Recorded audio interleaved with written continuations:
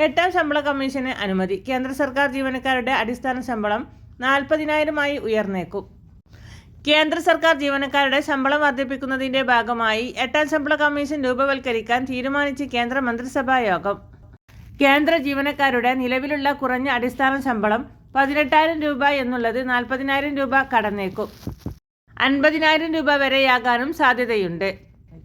ശമ്പളവും പെൻഷനും നിർണ്ണയിക്കാൻ ഉപയോഗിക്കുന്ന ഗുണിതങ്ങളായ ഫിറ്റ്മെന്റ് ഫാക്ടർ 2.57 ആയിരുന്നത് ഏറിയാൽ 2.86 വരെയാകാം.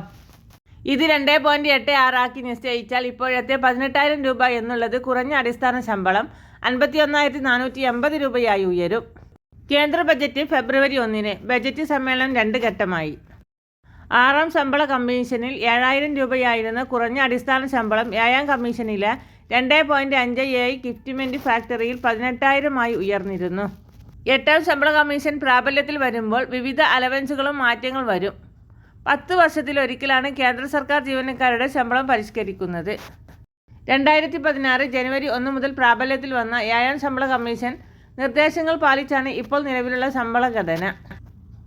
അടുത്ത അറിയിപ്പ്. ധനമന്ത്രി സീതാരാമന് കേന്ദ്ര ബജറ്റ് അവതരിപ്പിക്കാൻ ഇനി 2 ആഴ്ച കൂടിയേ ബാക്കിയുള്ളൂ. ഫെബ്രുവരി 1 ബജറ്റ്. എല്ലാ കണ്ണുകളും ധനമന്ത്രിയിലേക്കാണ്.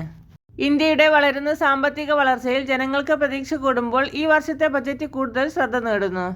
രാജ്യത്തെ പൗരന്മാരെ ശാക്തീകരിക്കാൻ പോകുന്ന പരിഷ്കാരങ്ങൾ ധനമന്ത്രി കൊണ്ടുവരുമെന്നാണ് പ്രതീക്ഷ. കൂടുതൽ വാർത്തകൾക്കും വിശേഷങ്ങൾക്കുമായി നമ്മുടെ ചാനൽ സബ്സ്ക്രൈബ് ചെയ്യാൻ മറക്കല്ലേ.